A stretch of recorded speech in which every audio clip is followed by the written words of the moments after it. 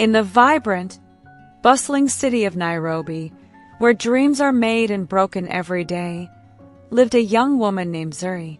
Zuri was smart, beautiful, and full of life, but she also had a weakness for the finer things. Her heart was set on a luxurious life, and nothing less would do. She had been in love once with a man named Juma. Juma was a hard-working but struggling mechanic who ran a small workshop on the edge of the city. Though Juma loved her deeply, his modest means were not enough for Zuri. She dreamed of designer clothes, fancy cars, and high-end living. So, she made a decision.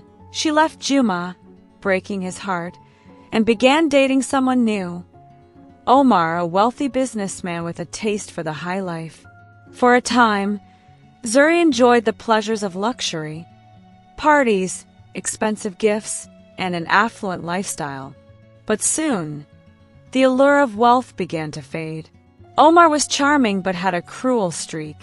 He was controlling, possessive, and addicted to the fast life. He drank heavily, often leaving Zuri alone at clubs, surrounded by strangers. One night, after a particularly wild party, Zuri felt dizzy and nauseous. She brushed it off as too much champagne, but days later, she found herself feeling sick again. It dawned on her that something wasn't right.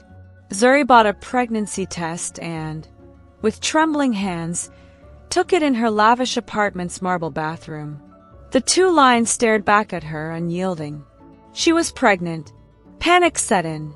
She immediately called Omar, her hands shaking as she waited for him to answer. When he finally picked up, she told him the news. Omar laughed. He laughed so hard, she could feel the disdain dripping through the phone. "Pregnant," he sneered. "That's your problem, not mine. I'm not settling down or playing daddy." Devastated, Zuri hung up, her dreams of a glamorous life shattered in an instant. The man she had left Juma for, the man she had believed could give her everything, had turned his back on her when she needed him most. With no one to turn to, Zuri found herself spiraling. She took to drinking, seeking solace in bottles of whiskey, wine, and anything else that could numb the pain. She went to clubs every night, hoping to drown her sorrows in loud music and flashing lights. One night, in a dimly lit club filled with smoke and the smell of cheap perfume, Zuri saw her best friend, Amina. Amina had been there for Zuri through thick and thin, but they had drifted apart after Zuri left Juma. Amina saw Zuri swaying on the dance floor, clutching a half-empty bottle, tears smearing her mascara. She rushed over and helped Zuri sit down. "Zuri, what are you doing to yourself?" Amina asked, concerned. Zuri broke down, confessing everything. The pregnancy, Omar's cruel rejection, and the overwhelming despair she felt. Amina, always the practical one, suggested Zuri go back to Juma, not because he was a fallback option, but because he had always loved her truly. Zuri hesitated, unsure of how Juma would react. After all, she had broken his heart when she left him for Omar. A few days later, with Amina's encouragement, Zuri found herself standing outside Juma's workshop. The smell of oil and metal filled the air as she watched him from a distance. Juma was under a car, his hands greasy, his brow furrowed in concentration. Zuri's heart pounded in her chest. She took a deep breath and approached him. "Juma!" she called softly. Juma looked up, surprised. For a moment, his face softened, but then his expression hardened again. "What do you want, Zuri?" he asked, wiping his hands on a rag. Zuri's eyes filled with tears as she told him everything. She spoke of her mistakes, her regrets, and the child she now carried. Juma listened, his face unreadable. When she finished, there was a long silence. Finally, Juma spoke. "Zuri, I loved you once, with everything I had, but you left me for a life of luxury," he said quietly. "And now you come back to me because you have no one else, Before Zuri could respond, a voice interrupted. It was Amina, stepping out from the workshop's small office. She had been Juma's friend for years, and now she was something more. The sight of Amina standing beside Juma hit Zuri like a punch to the gut. She realized with a sinking feeling that her best friend was now with the man she once loved.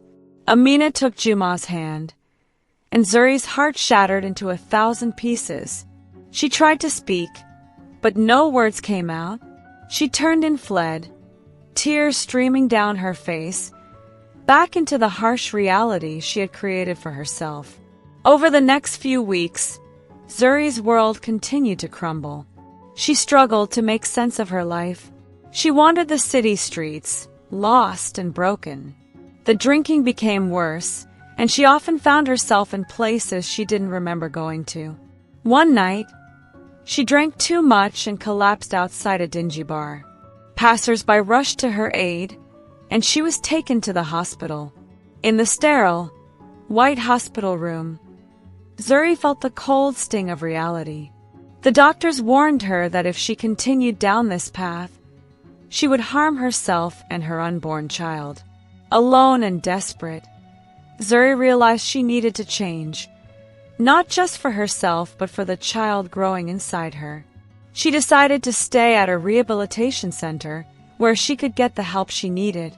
A few weeks into her treatment, Zuri received an unexpected visitor. It was Juma. He looked at her with a mixture of sadness and concern. "Amina told me what happened," he said softly. "I came to see if you were okay." Zuri nodded, tears brimming in her eyes. "I'm trying to be better," she whispered. Juma sat beside her, taking her hand gently. "Zuri, I can't promise we can go back to what we were, but I can promise that I'll be here for you as a friend and to help you get through this." Over time, Zuri began to heal, supported by Juma's friendship and Amina's forgiveness. She realized that life had dealt her a hard lesson, but she still had a chance to make things right. As she prepared to bring her child into the world, she knew that her future was uncertain, but she was ready to face it with courage and determination.